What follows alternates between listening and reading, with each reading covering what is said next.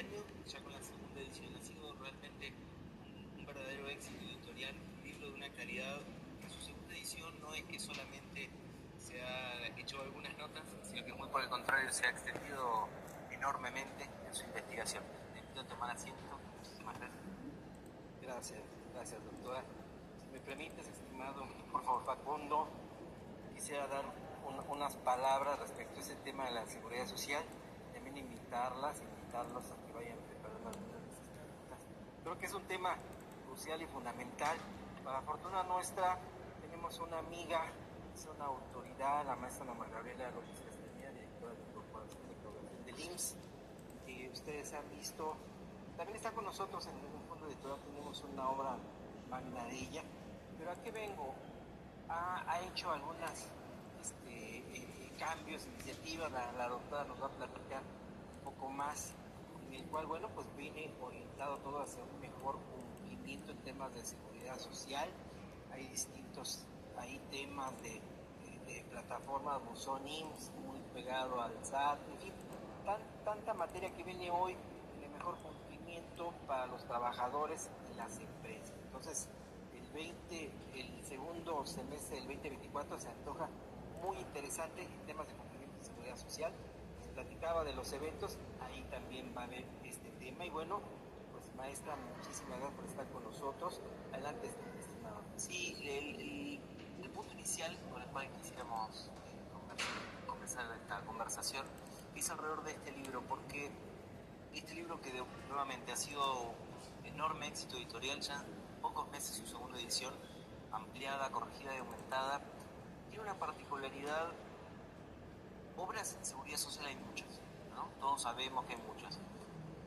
Esta obra toca todo lo que es el tema teórico, pero tiene una particularidad que creo que sí ha sido causa del gran éxito que ha tenido, que es casi, me atrevería a decir, la primera o la pionera, que toca también toda la parte procedimental. Es decir, cómo materializar efectivamente toda esta parte. ¿Qué nos puede contar acerca de esto? ¿Qué nos puede contar también cómo pensó la obra, cómo la armó y cómo le dio este viso tan distintivo dentro de lo que es todo el mercado editorial aquí en el país?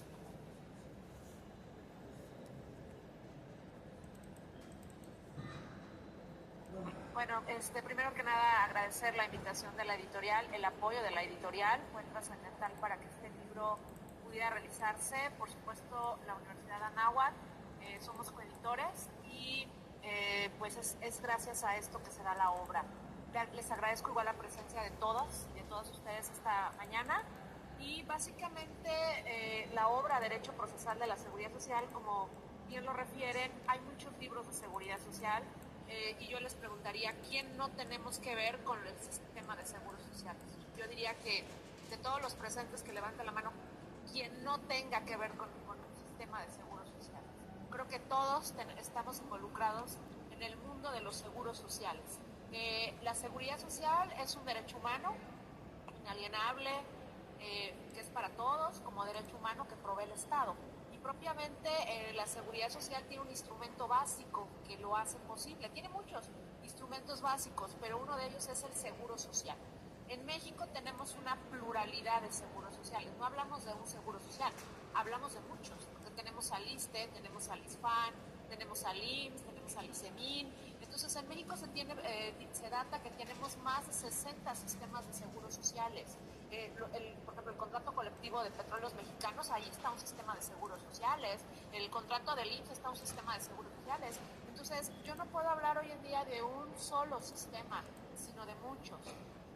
La obra, como bien lo refieren, hay muchos libros de la parte sustantiva de los seguros sociales, pero este libro toca la parte procedimental. O sea, ya sé que tengo derechos, pero ahora y cuando me transgreden esos derechos, ¿cuáles son las garantías? ¿Cuál es la parte adjetiva que tengo para lograr esa restitución de los derechos vulnerados? Porque de nada serviría tener un derecho sustantivo si no tengo una garantía procedimental para poder accionarla y defenderme. O bien, en el caso de esta obra es importante porque no solo me aboco algún sujeto del sistema de seguros sociales, sino abarco todos los sujetos que están inmersos en los sistemas de seguros sociales. Concretamente me refiero a la parte patronal, porque la parte patronal claro que tiene problemas con el IMSS, porque hay que recordar que muchos de los seguros del IMSS son tripartitos y algunos bipartitos. Entonces, el patrón es el principal aportante y el Código Fiscal, como la mayoría de los presentes aquí lo saben, le da la calidad de contribuciones de seguridad social, de aportaciones, de impuestos. Entonces, el patrón es un contribuyente para la seguridad social. De hecho, es uno de los principales que hace posible este sistema de seguros sociales, ¿no?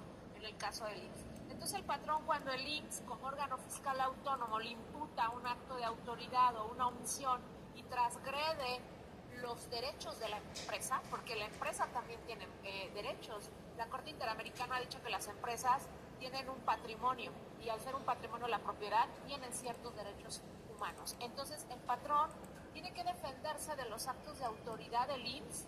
¿Y cómo hacerlo? Bueno, este libro toca los medios de defensa, todos los medios de defensa en el ámbito administrativo y además en el ámbito jurisdiccional.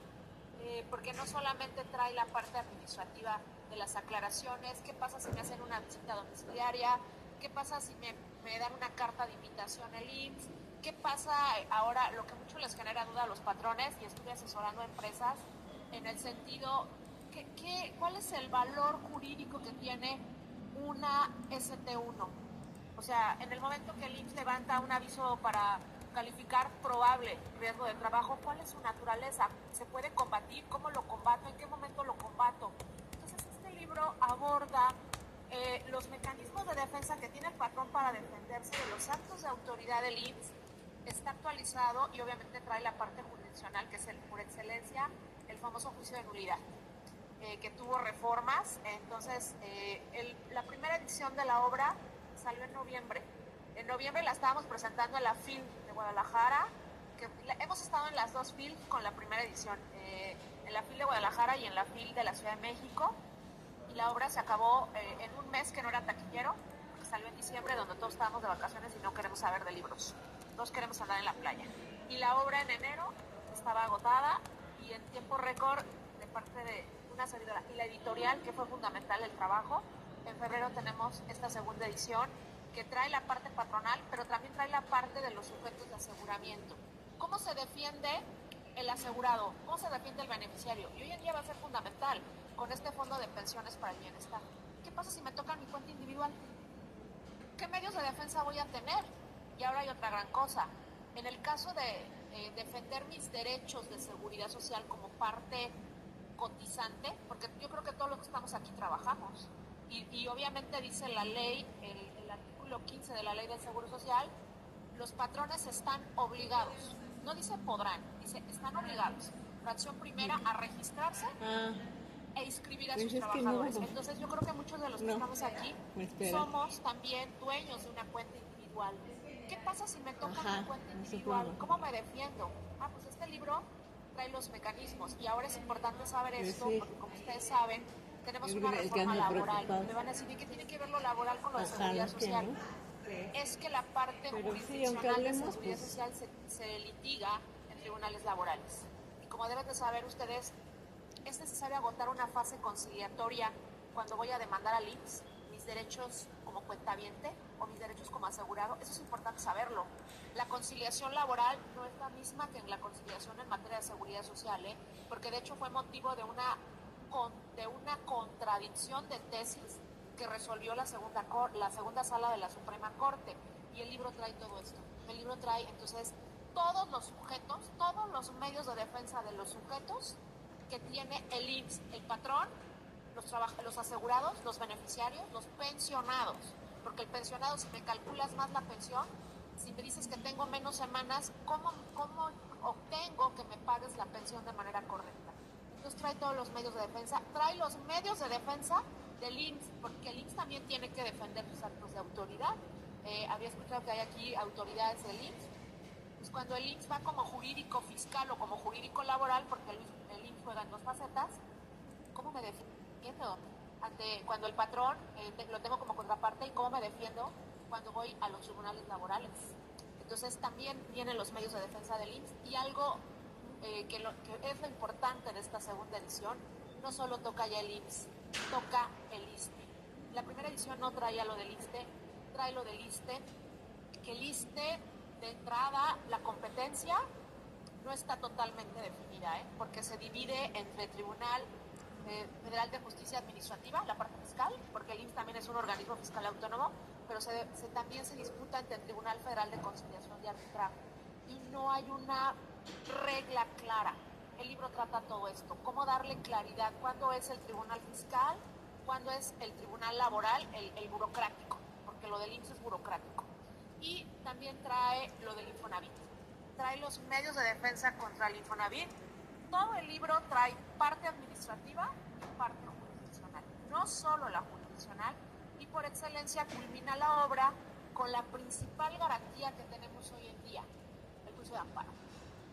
Porque irremediablemente todos los actos contra estos grandes monstruos que yo les llamo de la seguridad, de los seguros sociales, el IMSS, el Infonavit y el Seguro Social, todos terminan en amparo. ¿Por qué? Porque los jurídicos de estos tres grandes organismos tienen línea de que tienen que irse hasta el último medio de defensa. Porque si en el amparo le das la vuelta al asunto, ya la hiciste. Y si no impugnas el amparo, es sujeto de responsabilidad del abogado, del jurídico de estos organismos. Entonces trae todos los medios de defensa al día, porque el libro salió en febrero, o sea, está recién desempacado y es muy importante todo esto que trae, y trae las ubicaciones de los tribunales laborales. Trae las ubicaciones de dónde están los centros de conciliación, para que ustedes tengan presente cómo se lleva la conciliación, cómo marca la competencia en materia de seguridad social, que no es laboral, seguridad social es otra materia. Uno de los más grandes segurólogos, Ángel Guillermo Ruiz Moreno, así nos ha bautizado: nosotros no somos laboralistas, porque nosotros no vamos contra el patrón. Yo no peleo contra el patrón, vamos contra los organismos de seguridad social.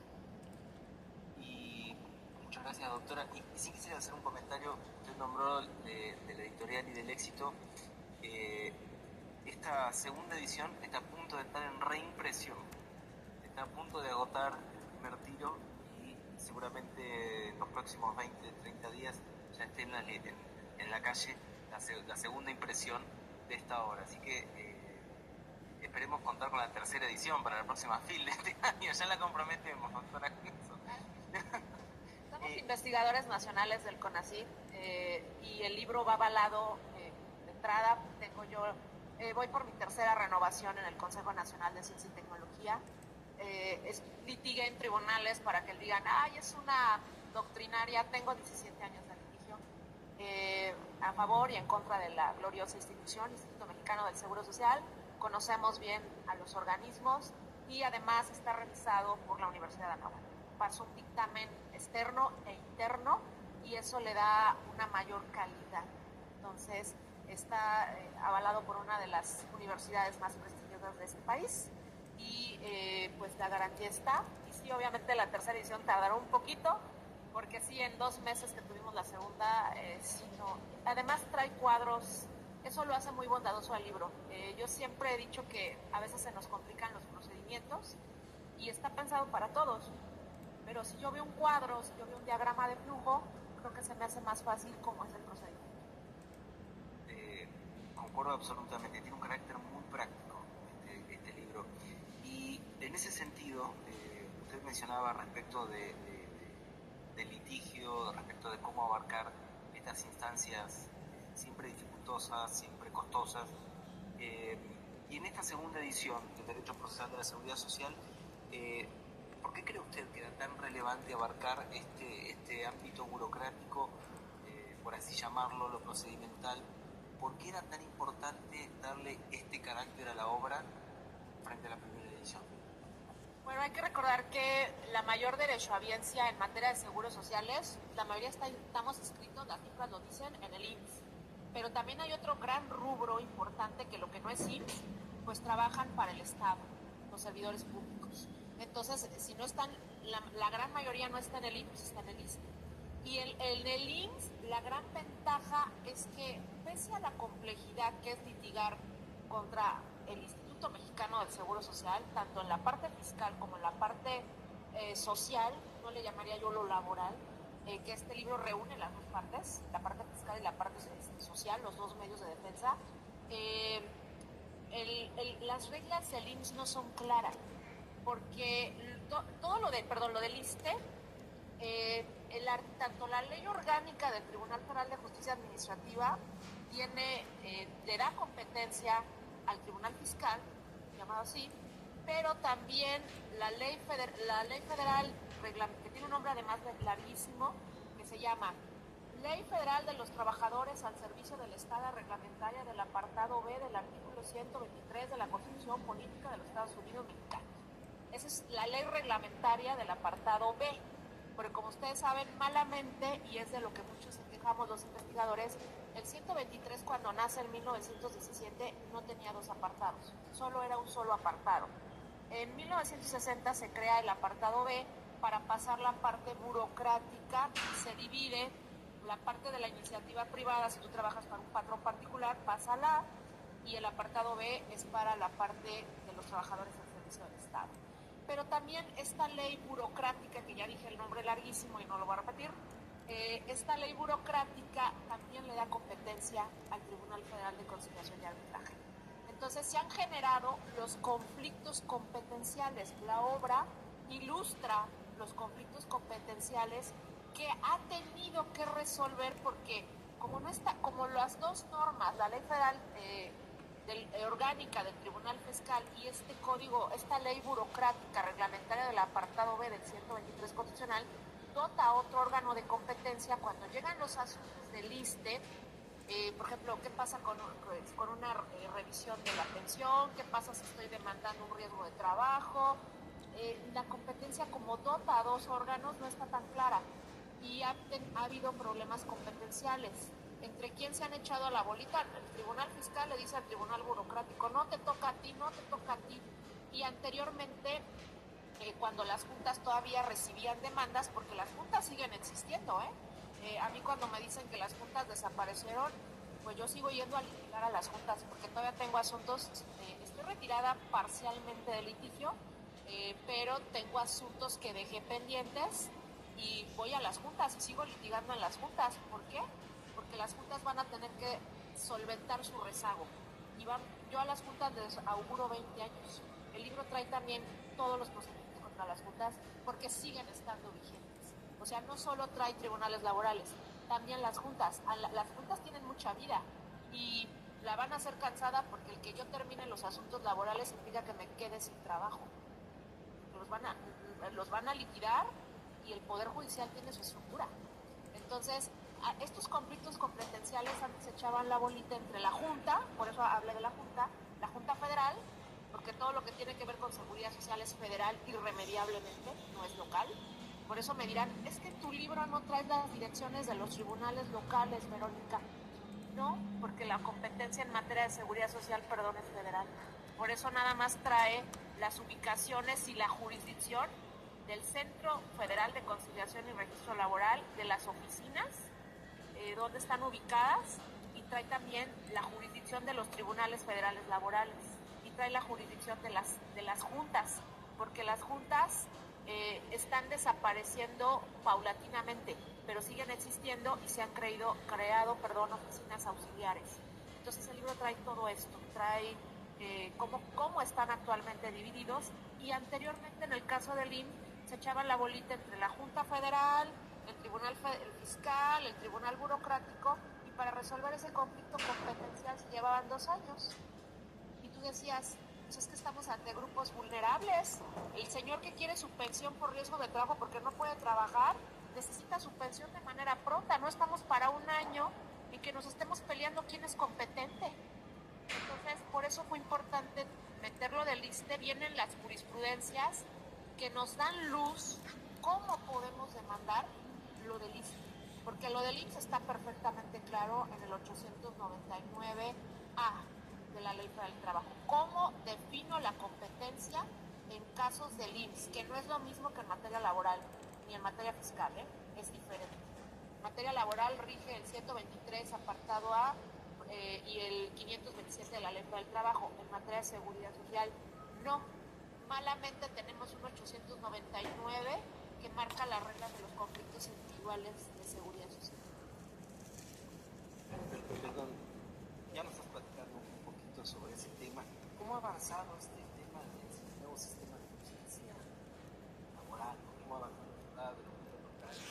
Creo que leyendo este libro a lo mejor hacia una conclusión podríamos tener de cómo se ha desarrollado esto, se está cumpliendo las expectativas hoy de los patrones. ¿Nos puedes platicar? Claro que sí. Bueno, básicamente, como ustedes saben, la reforma laboral fue una reforma gradual.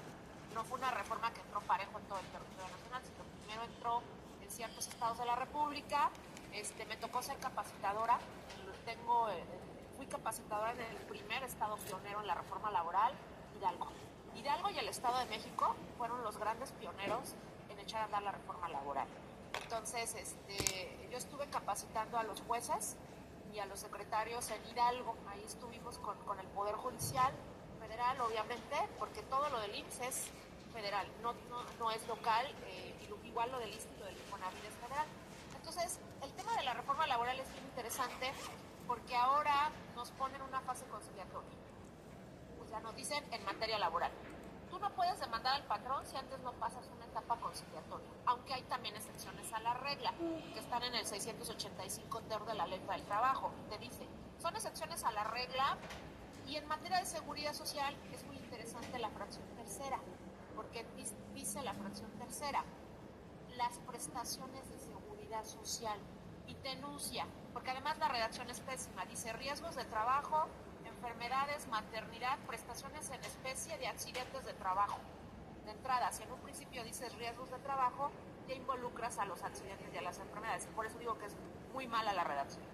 Entonces, en esta fracción tercera, si ustedes advierten, falta el seguro más importante y que ahorita nos está dando mucha guerra tanto a los patrones como a los trabajadores, porque a los patrones, como saben ustedes, les subieron las aportaciones y dejaron de ser bipartitas.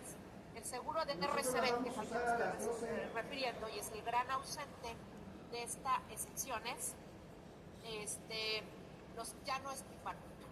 Les tengo las noticias que es ahora bipartito y además se incrementa la cuota patronal de manera gradual. El más salario le des a tu asegurado se incrementa cada año. Entonces, ese seguro no está como excepción. Y se preguntaban los tribunales, ¿opera la excepción? O sea, si ahorita Andrés Manuel me quita la cuenta individual porque ya está inactiva y la manda al fondo de pensiones, ¿cómo me defiendo? ¿Tengo que pasar una etapa conciliatoria? ¿No la tengo que pasar? Si llego a la demanda se crea la figura de la inadmisión de la demanda. Nunca habíamos tenido esa figura en materia laboral porque partíamos de que el trabajador es la parte vulnerable del derecho social, suplencia de la queja, principio pro reo, en caso de duda lo que más beneficia al patrón. Jamás pasaba en la historia del derecho social que una demanda laboral se le inadmitiera al trabajador, aunque estuviera mal hecha, la Junta tenía que subsanarla, porque hablamos de un principio de que el trabajador es la parte débil. Al patrón no, pero al trabajador sí. Y por primera vez en la historia esta reforma instaura la figura de la inadmisión de la demanda. ¿Y cuándo opera la inadmisión de la demanda? Cuando no agoto la fase conciliatoria. Por eso es tan importante saber cuándo se debe de agotar la etapa conciliatoria. Porque si yo llego a remandar la devolución de mi fondo de pensiones y no agoté, tengo que agotar la fase conciliatoria, no lo tengo que agotar, me van a inadmitir la demanda y luego si prescribe la acción, ¿qué pasaría? Entonces, ahora todo esto de la reforma laboral nos instaura una conciliación prejudicial obligatoria, pero hay que saber cómo se maneja en materia de seguridad social. No se maneja igual que en materia laboral, se los digo. Y ya te vas con los nuevos procedimientos laborales que vienen precisamente en esa obra. Tenemos un procedimiento híbrido, una fase escrita y tenemos dos audiencias orales. La audiencia prejudicial o también puede darse un auto de depuración. No siempre es una audiencia preliminar, a veces puede haber un auto de depuración y una audiencia de juicio, pero a veces no siempre también hay audiencia de juicio. Entonces, este libro te dice, de entrada, cuándo te tienes que ir a la conciliación. te marca las direcciones de los centros de conciliación federales, dónde, y la jurisdicción. O sea, si yo estoy en Monterrey y allá vivo, ¿cuál es el centro que me toca? El tribunal, ¿qué tribunal me toca? ¿Dónde tengo al tribunal federal? ¿Cuántos tribunales tenemos? En México, deben de saberlo ustedes, tenemos 17 tribunales federales en materia laboral. Y va a seguir creciendo, ¿eh? Dicen que es insuficiente. 17. O sea, es una justicia cara, porque pagar 17 jueces y secretarios, obviamente es una mayor cuantía. Pues eso es en lo que se mueve el tema de la reforma laboral. La obra trae todos los procedimientos, junta, tribunales, todo lo de conciliación, o sea, no, creo que no le faltó nada. Muchas gracias, doctora. Y mientras invitamos también a todos los aquí presentes que vayan pensando preguntas para la doctora, a mí sí me han llegado 2 preguntas del chat. hay gente que está muy revolucionada escuchando lo que usted comentó. Y la primera pregunta es, ¿qué opina de la creación del Fondo de Pensiones para el Bienestar? ¿Cuál sería su visión? Bueno, de entrada lo primero que tenemos que saber es qué es el Fondo de Pensiones para el Bienestar. El Fondo de Pensiones para el Bienestar nace en 2 decretos, el del 30 de abril y el del 1 de mayo. Son 2, porque hay quien solamente se refiere al del 30 o solo refiere al del 1. El 30 de abril tenemos el primero y el 1 de mayo tenemos los 2 decretos que dan vida al Fondo de Pensiones para el Bienestar. El Fondo de Pensiones para el Bienestar es un fideicomiso que no va a asumir la característica de ente paraestatal y que va a tener a 2 instituciones, como todo buen fideicomiso: un fiduciario, el Banco de México, y un fideicomitente, que es la Secretaría de Hacienda y Crédito Público. Entonces, de entrada, eso es el fondo. ¿Para quién aplica este Fondo de Pensiones para el Bienestar? Para los de la ley de 1995, únicamente. Los de 1973 podrán estar tranquilos, entre comillas, y tranquilas. Ahorita voy a decir por qué. Este fondo de pensiones es, si yo detecto, porque además aplica para los 3 grandes organismos que vienen en el libro. Aplica para el IMSS, aplica para el ISSSTE y aplica para el Infonavit. Y para el FOBISTE, aunque no lo diga tan claramente el decreto. Entonces, ¿qué pasa? Cuando en los 4 organismos yo detecto que una cuenta está inactiva, se va a ir al fondo común, que es este famoso Fondo de Pensiones para el Bienestar. O sea, si ya, en el caso del IMSS, cuando tenga yo 60 años y mi cuenta está inactiva, se va a ese fondo. En el caso del ISSSTE es hasta los 65. Todavía 5 años más les van a dar. Y que el trabajador tenga, obviamente, 60, 65, que su cuenta esté inactiva, pasa a la bolsa común. Entonces, de entrada, estamos tergiversando el sistema de seguros sociales, porque a partir de 1997 dijimos que íbamos a hacer un sistema de capitalización individual, que se iba a acabar el sistema solidario, porque en 73 el sistema era, para hacérselo sencillo y explicarlo en términos más claros, era el compañero que se iba pensionado, todos le entrábamos a pagar su pensión, y entraban nuevos compañeros, o sea, los jóvenes entraban, y entre todo el montón le pagábamos la pensión al compañero o a la compañera que se iba. Y ese era el fondo de reparto. Este fondo de reparto, obviamente en 1997 dijeron, no, vamos a crear el sistema de capitalización individual, y como le digo a mis alumnos, ¿y ese sistema cómo es? Cada quien se rasca con sus propias uñas, para explicárselos así de manera sencilla. O sea, yo tengo una cuenta individual, si yo tengo mucho dinero, vientos por mí, tendré una pensión alta, y me podré ir a descansar de manera tranquila. Si está una pensión baja, si tengo poco dinero en la cuenta individual, tendré una pensión baja. Y si no tengo dinero en la cuenta individual, entonces, ¿qué diablos voy a hacer? Sencillo, tendré una pensión mínima garantizada. Entonces, y esa mínima garantizada, me imagino que ya vieron en la tabla del 167. Son pensiones de 2,066 pesos mensuales a 8,000, pero para tener los 8,000 tengo que tener 1,250 semanas cotizadas, 25 años de cotización, 65 años, o sea, no está tan fácil. Ahora yo le pregunto, ¿quién puede vivir en este país con 2,065 mensuales? Porque no son quincenales ni a la semana, son al mes. Y 8,000 no alcanzan. Entonces creo que da más el peje ahorita con la del adulto mayo, y no necesito cotizar. Entonces, ahora cuando creo este fondo de pensiones para el bienestar, pues no que me habías dicho que yo con mi cuenta individual me rascara las propias uñas, ¿por qué me creas un fondo donde una cuenta inactiva va todo el dinero? Y además lo más grave, ese dinero, dice la ley del Seguro Social y dice la ley del ISSSTE, el propietario de la cuenta individual, ¿quién es? ¿Es el gobierno? ¿Es el Estado? ¿Es el IMSS? ¿Es el ISSSTE? ¿Es el Infonavit? ¿Es la FORE? ¿Quién es el dueño? El trabajador y la trabajadora asegurada, porque le costó su trabajo. Debemos de quitarnos esa idea de que los seguros son dádivas, son limosnas. El seguro social, como lo decía Néstor de Buen, no es la beneficencia pública. El seguro social, llámese IMSS, llámese ISSSTE. Cuando ya hablo de seguro social me refiero al IMSS, al ISSSTE, al Infonavit, al FOMISSSTE. El seguro social cuesta, le cuesta al patrón y le cuesta al trabajador.